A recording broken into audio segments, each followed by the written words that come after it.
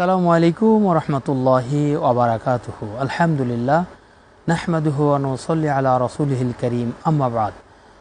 শাহরু রমাযানাল্লাযী উনজিলা ফীহিল কুরআন। আল্লাহ রাব্বুল আলামিনের অশেষ মেহেরবানি যে এফ মামুন এয়ার ট্রাভেলস নিবেদিত কোরআন ও রমজান অনুষ্ঠান powered by Kafil air travels. Co sponsor হিসাবে রয়েছেন Amin Hajj travels, Al Momen travels international, Al Ikhlas travels and tours. সম্মানিত দর্শক, পবিত্র মাহে রমজানের এই কোরআন নাজিলের মাসে এই অনুষ্ঠানে চলুন আমরা কোরআন তেলাওয়াত শুনে আসি।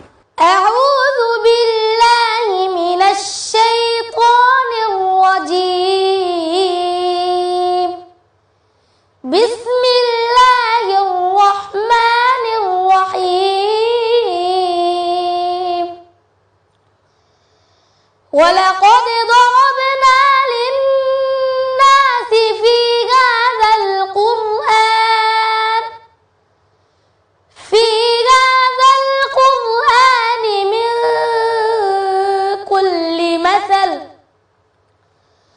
من كل مثل لعلهم يتذكرون.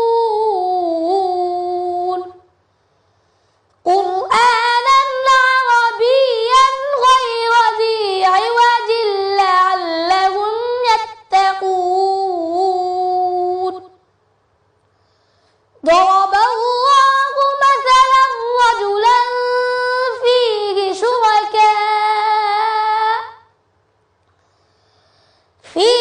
شركاء متشاكسون ورجلا سلما لرجل هل يستويان مثلا الحمد لله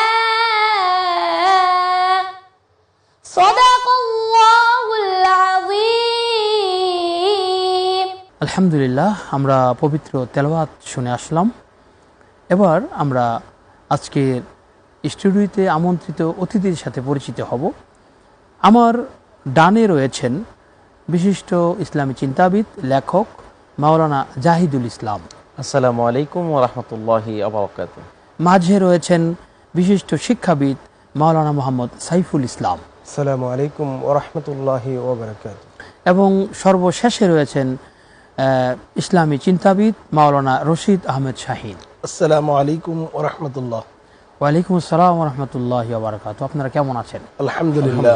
আপনি কেমন আছেন? আলহামদুলিল্লাহ, আল্লাহ রাব্বুল আলামিন আমাদেরকে ভালো রেখেছেন। আমরা প্রতিনিয়ত কোরআন ও রমজান অনুষ্ঠানে প্রতিদিন বিভিন্ন বিষয় নিয়ে গুরুত্বপূর্ণ আলোচনা নিয়ে আসি। আজকে আমরা আলোচনা শুনব মাওলানা জাহিদুল ইসলাম সাহেবের কাছ থেকে। আপনার আলোচনা তাকওয়া অর্জনের উপায় কি, যদি আপনি আমাদেরকে বলেন। আল্লাহ সুবহানাহু ওয়া তাআলা পবিত্র কালামে হাকিমে বলেছেন, আউযু বিল্লাহি মিনাশ শাইতানির রাজিম, বিসমিল্লাহির রহমানির রহিম, ইয়া আইয়ুহাল্লাযীনা আমানু কুতিবা আলাইকুমুস সিয়াম কামা কুতিবা আলাল লাযীনা মিন ক্বাবলিকুম লাআল্লাকুম তাত্তাকুন। রোজা এমন একটি ইবাদত যেটি আমাদেরকে দেওয়া হয়েছে, পূর্ববর্তীদেরকেও দেওয়া হয়েছে। এটার মূল একটা সেতু বন্ধন হচ্ছে এখানে তাকওয়া অর্জন করা যায়। তাকওয়াটা কি সেটা বুঝতে হবে। তাকওয়া মানে হচ্ছে আল্লাহর ভয়। আল্লাহ রাব্বুল আলামিন যা বলেছেন তা করব, আল্লাহ রাব্বুল আলামিন যা নিষেধ করেছেন তা কিছুই করব না। রাসূলুল্লাহ সাল্লাল্লাহু আলাইহি সাল্লাম বলেছেন আত-তাকওয়া হাহুনা। তিনি তার কলবের দিকে এভাবে তাকিয়ে আঙ্গুল দিয়ে ইশারা করেছেন আত-তাকওয়া হাহুনা, তাকওয়া এখানে থাকে। অর্থাৎ ফজরের সময় একটা মানুষ উঠে যাবে, শীতের সময় সে উঠে আল্লাহ সুবহানাহু ওয়া তাআলাকে 2 রাকাত নামাজ পড়বে, এটা হচ্ছে তাকওয়া। সে জোহরের সময় কাজ বন্ধ করে দিয়ে নামাজ পড়বে, এটার নাম হচ্ছে তাকওয়া। 5 ওয়াক্ত নামাজের সময় নামাজ পড়বে, তাকওয়া। আল্লাহ রাব্বুল আলামিন রোজা রাখতে বলেছে, তাই সে রোজা রাখবে, এটার নাম হচ্ছে তাকওয়া, মানে খোদা ভীতি। রমজান মাসে তাকওয়া অর্জন করা খুবই সহজ, কারণ আল্লাহ সুবহানাহু ওয়া তাআলা এমন একটি মাস আমাদেরকে দিয়েছেন যেখানে আমাদের গিফটটা অনেক বেশি। কুল্লু আমালি ইবনে আদম লাহু ইল্লা সিয়াম ফাইন্নাহু লি ওয়া আনা আজজি বিহি। যেখানে আল্লাহ রাব্বুল আলামিন বলছেন যে কোনো ইবাদত আছে, এটার সওয়াবও আছে, কিন্তু রোজা এমন একটি ইবাদত যার সওয়াবটা আমি আমার নিজ হাতে দিয়ে দেব। তো নিজ হাতে দিতে গেলে এখানে একটা মানুষ যদি সংকল্প করে যে এই রমজান মাসে আমি আল্লাহ রাব্বুল আলামিনের কাছ থেকে আমার গুনাহগুলো মাফ করিয়ে নেব, এটি তার তাকওয়া অর্জন করার একমাত্র উপায়। আলহামদুলিল্লাহ, ধন্যবাদ আপনাকে, সুন্দর বলছেন। এবার যাচ্ছি মাওলানা সাইফুল ইসলাম। পবিত্র মাহে রমজানে গীবত করলে কি রোজা হবে? রমাদান আল্লাহ সুবহানাহু ওয়া তাআলা আমাদের উপর ফরজ করেছেন, সুনির্দিষ্টভাবে আল্লাহ সুবহানাহু ওয়া তাআলা আমাদেরকে এটা দিয়েছেন যাতে করে আল্লাহ সুবহানাহু ওয়া তাআলার সবচেয়ে বড় ফ্রুটফুল যে বিষয়টি এটা আমরা যেন অর্জন করতে পারি সেটা হচ্ছে তাকওয়া। এমন গুরুত্বপূর্ণ বিষয় যে বিষয়ের সাথে মুমিন জিন্দেগির পুরো আলটিমেট গোলটা জড়িত। অর্থাৎ আল্লাহ সুবহানাহু ওয়া তাআলা এই তাকওয়ার মাধ্যমে মূলত মুত্তাকিদেরকে আল্লাহ তাআলা যে জাযা দিবেন, জান্নাতের কথা আল্লাহ তাআলা বলেছেন, উইদ্দাত লিল মুত্তাকিন। তাহলে এমন গুরুত্বপূর্ণ ইবাদতকে আমরা কোনোভাবেই যেন নষ্ট না হয় এ ব্যাপারে আমাদেরকে সচেতন থাকতে হবে নিঃসন্দেহে। সেক্ষেত্রে গীবত এটা বড় ধরনের একটা অন্তরায়। ক্বালা রাসূলুল্লাহ সাল্লাল্লাহু আলাইহি ওয়াসাল্লাম মান লাম ইয়াদা কাওলা যুর ওয়া আমিলা বিহি ফালাইসা লিল্লাহি হাজাতুন আন ইয়াদা তাআমুহু ওয়া শারাবুহু। কেউ যদি রমাদানে রোজা পালন করে, সিয়াম পালন করে, সে যদি তার খারাপ কথা, গালি মন্দ, গীবত, শিকায়েত, ছগলখোর এই সমস্ত অভ্যাস যদি সে পরিত্যাগ না করে, তাহলে আল্লাহ সুবহানাহু ওয়া তাআলার জন্য প্রয়োজন নেই সে কি তার খাদ্য ছেড়ে দিল না তার পানাহার ছেড়ে দিল। তাহলে আমরা হাদিস থেকে বুঝতে পারলাম যে কোনো ব্যক্তি যদি গীবতের সাথে সম্পৃক্ত থাকে তার সিয়াম আল্লাহ তাআলা কবুল করবেন না। ধন্যবাদ আপনাকে। খুব গুরুত্বপূর্ণ একটি বিষয় সিয়াম কবুলের ক্ষেত্রে আপনি আলোচনা করছেন। আমরা যাচ্ছি মাওলানা রশিদ আহমেদ শাহিন সাহেবের কাছে। পবিত্র মাহে রমজান দেখতে দেখতে চলে যাচ্ছে, তো পবিত্র মাহে রমজানের গুরুত্ব সম্পর্কে আপনি যদি আমাদেরকে কিছু বলেন। মহান আল্লাহ সুবহানাহু ওয়া তাআলা পৃথিবীর শুরুলগ্ন থেকে আল্লাহ তাআলা যে আমাদের জন্য দিন এবং রাত্রি দান করলেন, মাস দান করলেন, পৃথিবীর সমগ্র বছরে যে 12টি মাস রয়েছে 12টি মাসের মধ্যে সর্বোত্তম মাস হচ্ছে মাহে রমাদান। এই মাহে রমাদান মাস আমাদেরকে আল্লাহ তাআলা দান করেছেন তাকওয়া অর্জন করার জন্যে, যা আমাদের পূর্ববর্তী মানুষদের উপরও ছিল। রমজানের রোজা ফরজ ছিল। আল্লাহ তাআলার কাছে লক্ষ কোটি শুকরিয়া আদায় করছে আলহামদুলিল্লাহ, যিনি আমাদেরকে রমাদান মাস পর্যন্ত হায়াত দান করেছেন। রাসূলুল্লাহ সাল্লাল্লাহু আলাইহি ওয়াসাল্লাম রমাদান মাস আসার পূর্বে রমাদান মাস পর্যন্ত হায়াত পাওয়ার জন্য আল্লাহর কাছে দোয়া করতেন, আল্লাহুম্মা বারিক লানা ফি রজব ওয়া শাবান ওয়া বাল্লিগনা রমাদান। আল্লাহ তাআলার কাছে রমাদান মাসটা অধিক গুরুত্বপূর্ণ। আল্লাহ তাআলা আমাদেরকে তাকওয়া অর্জন করার জন্য এই রমাদান মাসটাকে দান করেছেন। এই রমাদান মাসের মাধ্যমে আমরা আল্লাহ তাআলার কাছাকাছি যেতে পারি। সাহারি খাওয়ার মাধ্যমে, ইফতারি করার মাধ্যমে, তারাবির নামাজ আদায় করার মাধ্যমে, পবিত্র কোরআন তেলাওয়াত করার মাধ্যমে, অন্যায়কে অন্যায় বলার মাধ্যমে, মিথ্যা ছেড়ে দেওয়ার মাধ্যমে, পাপাচার থেকে মুক্ত হওয়ার মাধ্যমে আমরা আল্লাহ তাআলার কাছে তাকওয়া অর্জন করে একজন আদর্শ মানুষ হতে পারবো। অসংখ্য ধন্যবাদ আপনাকে। আমরা আলোচনা শুনছিলাম, খুব ভালো লাগছিল, কিন্তু আমাদেরকে একটা ছোট্ট বিরতি দিতে হবে। দর্শক, আমরা ছোট্ট একটা বিরতিতে যাব। আপনারা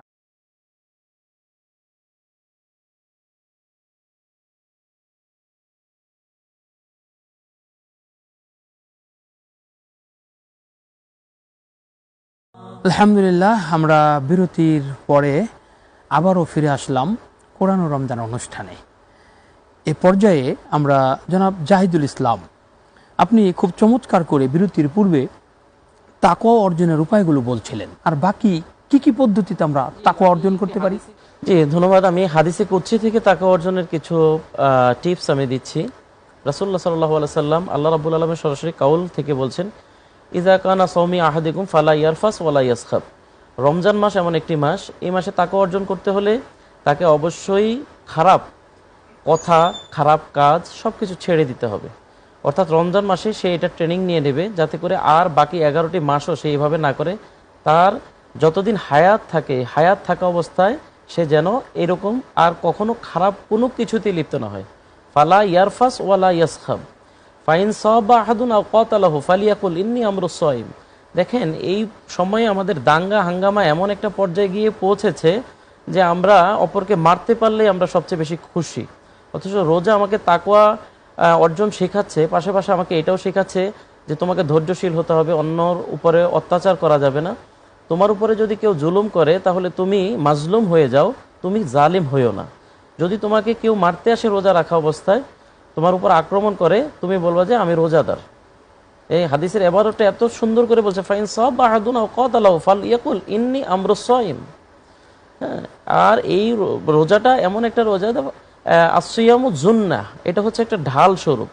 আমরা যদি নিয়মিত 5 ওয়াক্ত নামাজ পড়ি, আমরা যদি একেবারে মন থেকে ভালো নিয়ত করে আমরা যদি রোজা রাখি, তাহলে এই রোজার কারণে আমাদের গুনাহগুলো নষ্ট হয়ে যাবে, ধুয়ে যাবে, তাহলে আমরা কিন্তু পুত পবিত্র হয়ে যেতে পারবো এবং তাকওয়াবান হতে পারবো। আলহামদুলিল্লাহ, আপনি চমৎকার কথা বলছেন। তাকওয়া অর্জনের উপায়গুলো আমরা জানলাম আপনার কাছ থেকে। আমরা জনাব মাওলানা মোহাম্মদ সাইফুল ইসলাম, খুব চমৎকার আপনি বলছিলেন যে গীবত করলে রমজান হবে না। রমজানের মুক্তির জন্য, আল্লাহর কাছে কবুলিয়াতের জন্য গীবত মুক্ত একটি আমল দরকার। আপনি আমাদেরকে যদি আরেকটু করে বলতেন যে গীবতের আর কি কি ধারাগুলো আছে। গীবতটা হচ্ছে ব্যাকবাইটিং, পরনিন্দা করা, অন্যের দোষ পেছনে বলা, সমালোচনা করা তার অনুপস্থিতিতে। এটা হচ্ছে যে backbiting or say something as for of A Muslim in his absence. কোন মানুষের বর্তমানে অনুপস্থিতিতে তার দোষ বর্ণনা করার নাম হচ্ছে গীবত। এটা অত্যন্ত গর্হিত একটা কাজ। রাসূলুল্লাহ সাল্লাল্লাহু আলাইহি সাল্লাম এই কাজের ব্যাপারে কঠিনভাবে নিষেধ করেছেন। আল্লাহ সুবহানাহু ওয়া তাআলা নিষেধ করেছেন। আল্লাহ সুবহানাহু ওয়া তাআলা বলেন, ওয়ালা ইয়াগতাব বা'দুকুম বা'দা আইয়ুহিব্বু আহাদুকুম আন ইয়াকুলা লাহমা আখিহি মাইতান ফাকারিহতুমু। এমন গুরুত্বপূর্ণ বিষয় আল্লাহ তাআলা আমাদেরকে বলছেন যে বিষয় থেকে বিরত না থাকলে আমাদের হায়াতের অনেক নেক আমল নষ্ট হয়ে যেতে পারে। এই জন্য গীবত থেকে আমাদের বিরত থাকতে হবে। এখানে একটা গুরুত্বপূর্ণ বিষয় হচ্ছে গীবত আসলে আপনি যে প্রশ্ন করেছেন গীবত কোন ধরনের হতে পারে। 4 ধরনের গীবত সাধারণত হতে পারে। আল গীবাতু বিল লিসান, আল গীবাতু বিল কলব, আল গীবাতু বিল ইশারা, আল গীবাতু বিল কিতাবা। লিসান হচ্ছে মুখ দিয়ে কারো সমালোচনা যদি করি, অন্তর দিয়ে গীবত হচ্ছে কারো ব্যাপারে যদি আমরা খারাপ ধারণা করি। আল্লাহ সুবহানাহু ওয়া তাআলা নিষেধ করেছেন কারো ব্যাপারে কোনো ধারণা থেকে তোমরা দূরে থাকো। ইয়া আইয়ুহাল্লাযীনা আমানু ইজতানিবু কাসীরাম মিনাজ-যন ইন্না বা'দা-য-যন্নি ইসম। এরপর হচ্ছে আল গীবাতু বিল ইশারা। ইশারা অর্থাৎ কাউকে ইশারা ইঙ্গিতেও কাউকে যদি আপনি ছোট করেন, খাটো করেন, এটাও গীবতের পর্যায়ে চলে যাবে। এই লেখনের মাধ্যমে কিন্তু গীবত আপনাকে খুব চমৎকার একটি বিষয় পবিত্র মাহে রমজানে আপনি উঠিয়ে তুললেন। আমরা আবারও আসবো আপনার কাছে ইনশাআল্লাহ। মাওলানা রশিদ আহমদ শাহিন, ইতিপূর্বে আপনি কোরআন এবং সুন্নাহর দলিল দিয়ে চমৎকারভাবে বলছিলেন রমজানের গুরুত্ব। আর কি কি গুরুত্ব হলে এই পবিত্র মাহে রমজানটাকে আমরা পূর্ণাঙ্গ রূপ দিতে পারবো? আল্লাহ তাআলা বলেছেন আস-সাওমু লি ওয়া আনা আজজি বিহি। রোজাটা হচ্ছে আল্লাহ তাআলার জন্য, আল্লাহ তাআলা নিজ হাতেই তার উত্তম পুরস্কার দান করবেন। আল্লাহ তাআলা কিন্তু কোনো ইবাদতের ক্ষেত্রে তিনি নিজ হাতে পুরস্কার দান করেন না, কিন্তু রোজাকে আল্লাহ তাআলা অধিক হারে গুরুত্ব বোঝানোর জন্য আল্লাহ তাআলা নিজেই বলছেন যে আস-সাওমু লি ওয়া আনা আজজি বিহি, আমি তো রমজানের পুরস্কারটা নিজ হাতেই দান করব। রমাদান মাস মূলত আমাদেরকে তাকওয়া অর্জন শেখায়। রমাদান মাসের এত গুরুত্ব যে এই মাসে আল্লাহ তাআলা আমাদের মুসলিম উম্মার যে কনস্টিটিউশন, কি সংবিধান, যে আল কোরআন, তিনি রমাদান মাসে দান করেছেন। এই রমাদান মাসে আল্লাহ তাআলাকে গুরুত্বকে আরো বেশি অধিকারে দেওয়ার জন্য এরাতে 27তম রমাদান আমাদেরকে দান করেছেন লাইলাতুল কদর, যে রজনীর মধ্য দিয়ে আমরা আল্লাহ তাআলার নৈকট্য হাসিল করতে পারি। রমাদানের ভিতরে আল্লাহ তাআলা এরকম একটি রাত্রি দান করেছেন আমাদেরকে। আল্লাহ তাআলা আমাদেরকে তাকওয়া অর্জন করা শিখাচ্ছেন সাহারির মাধ্যমে, ইফতারির মাধ্যমে, আমাদের নিজেদেরকে বিভিন্ন ধরনের অন্যায়, অশ্লীলতা, বেহায়াপনা থেকে মুক্ত থাকার মাধ্যমে আমরা যেন নিজেদেরকে তাকওয়া অর্জন করতে পারি। এই তাকওয়া যদি আমরা অর্জন করতে পারি তাহলে আল্লাহ তাআলার কাছে আমরা কিয়ামতের মাঠে আমরা এই রমাদানের যে অধিক মর্যাদা আল্লাহ তাআলা দান করেছেন সেই মর্যাদাটা আমরা পাবো ইনশাআল্লাহ। আলহামদুলিল্লাহ, অনেক সুন্দর আলোচনায় আমরা মত্ত ছিলাম। কোরআন ও রমজান অনুষ্ঠান খুব গুরুত্বপূর্ণ একটি অনুষ্ঠান। কোরআন ও সুন্নাহর আদর্শের কিছু কথা এখানে উচ্চারিত হয়। আমরা ছোট্ট একটি বিরতিতে যাব। দর্শক, এতক্ষণ আপনারা আলোচনা শুনছিলেন কোরআন রমজান অনুষ্ঠানের বিভিন্ন বিষয়ের উপরে।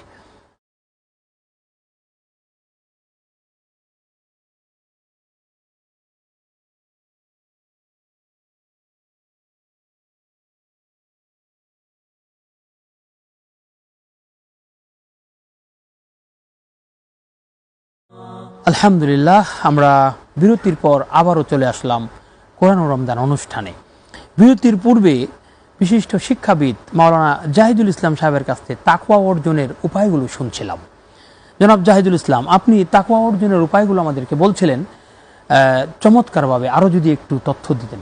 জি, আমি সর্বশেষ যেটি সুযোগ পেয়েছি এবং এখন বলতে চাই যে এখন মাহে রমজান মাস, এই মাসটাকে আমরা কাজে লাগাতে হবে।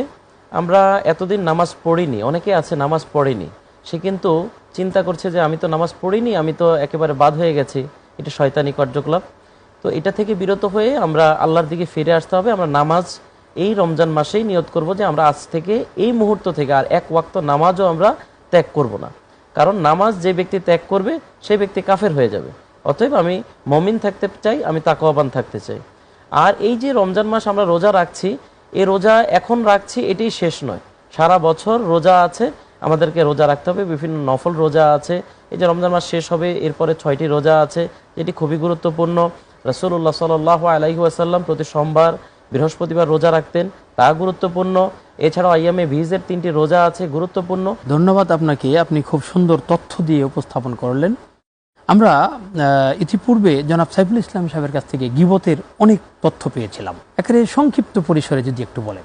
আমাদের করণীয়গুলোর মধ্যে 1 নম্বর করণীয় হচ্ছে যে আমরা গীবতের যে শাস্তি রয়েছে, এটা যে একটা জঘন্য গুনাহ, এই সম্বন্ধে আমাদের ইলম অর্জন করা।